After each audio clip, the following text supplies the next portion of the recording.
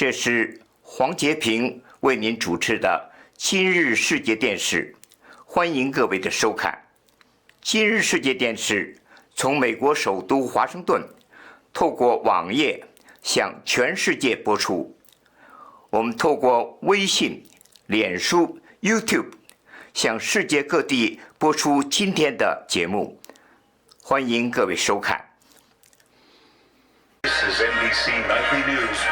11月24号，美国国家广播公司 Leslie Hall 在威明顿特别访问刚刚当选的总统候选人拜登，请他来谈一谈他目前内阁安排的情况，他所面临的一些问题，以及他将来对未来的问题，新冠病毒疫苗是如何的来分散到全国各地，以及他是否会处理特朗普以后的案件，这些种种的问题都非常的重要，是所有的人都想知道。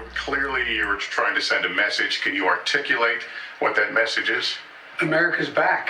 We're at the head of the table once again. I've spoken with over 20 world leaders, and they're all 当问到他当选之后目前所接触的情况，他说他和20多个国家的领导人通过电话，这些国家都深深地了解新的美国和未来的美国是如何的不一样，这是全世界都关怀的事。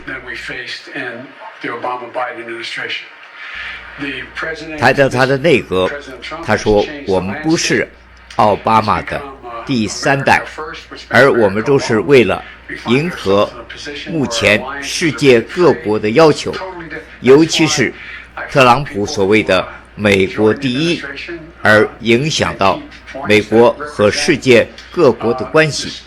我的内阁完全是要配合这方面而共同努力。Selecting or nominating a Republican, someone who voted for President Trump? Yes, and we still have a lot more appointments to make. I want this country to. 至于那些投特朗普票的共和党人士，你如何的来处理呢？他说，现在我们是要全国政党联合起来，针对美国的未来而共同努力，不是分党分派，而是团结一致。在组阁方面，主持人特别问到他关于桑德斯和 Warren， 你又有没有考虑到请他们加入内阁呢？他说他们在参众院都有很重要的职务，如果把他们加入内阁的话，可能会影响民主党今后的发展，所以我们目前还没有把他们安排进来。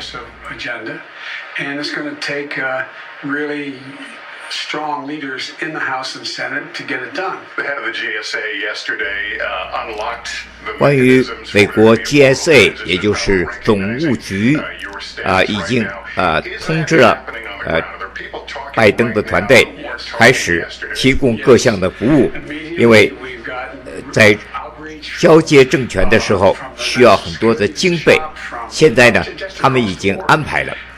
同时主持人也问他，你有没有机会和特朗普总统会过面？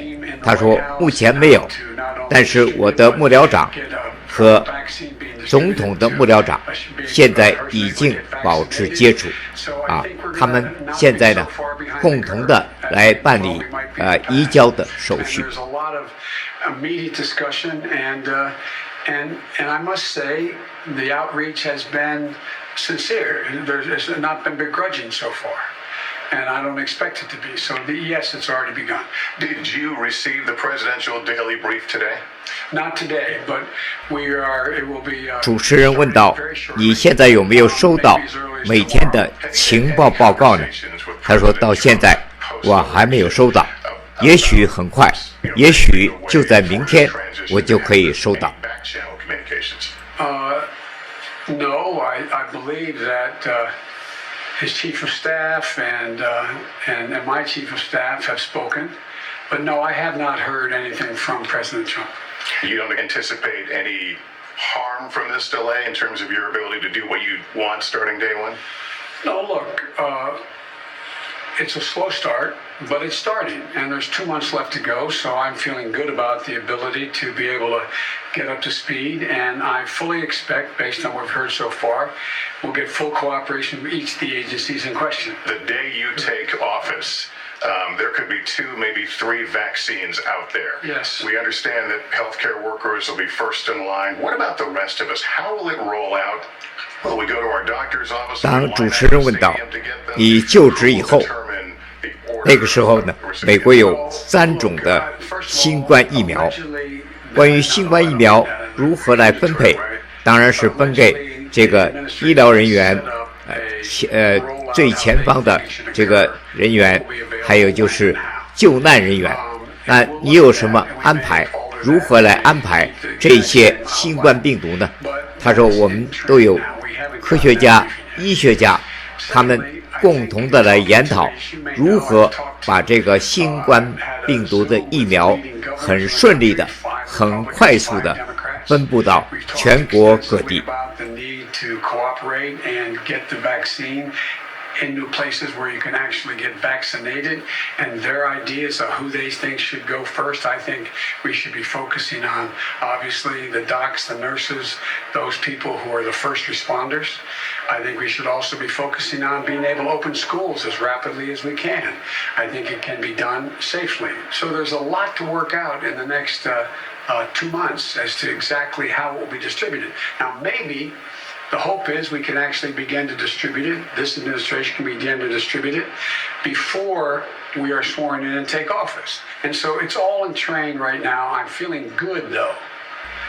至于疫苗的分配，他说，也许现在的这个行政当局可以提前的来安排如何的把这些疫苗分散出去，因为我们还有2个多月的时间。也就是到1月20号拜登才是就职的日期，所以在目前的情形之下呢，现在的行政当局可以预先做准备来安排，同时也谈到了学生回学校上学的事。拜登特别强调，我急于让学生赶快回到学校去上课，但是呢，你要知道，使学生回到学校要花上100亿的钱，在全国各地来安排好这个安全的学校，消毒的学校。而且那个时候，如果有了学生都打了疫苗的话，当然非常安全。但是这个费用是非常高，但是也是我们的急于要做的事情。It takes a lot of money to get them back. The estimates are $150 to $200 billion for the year it would take to get safely open our schools. For example, we know that we have to change everything from the ventilation systems in schools. We know we have to change the sanitary. We have to make sure everyone from sanitary workers right through to the bus drivers, they have to be clued in. They have to be protected. They need the PPE. They need the gear. They need the ability to have smaller modules of classes. You've got schools closed right now in places where restaurants are open. Are our priorities correct? I think we should be able to do both. But look, I'm very concerned about the schools.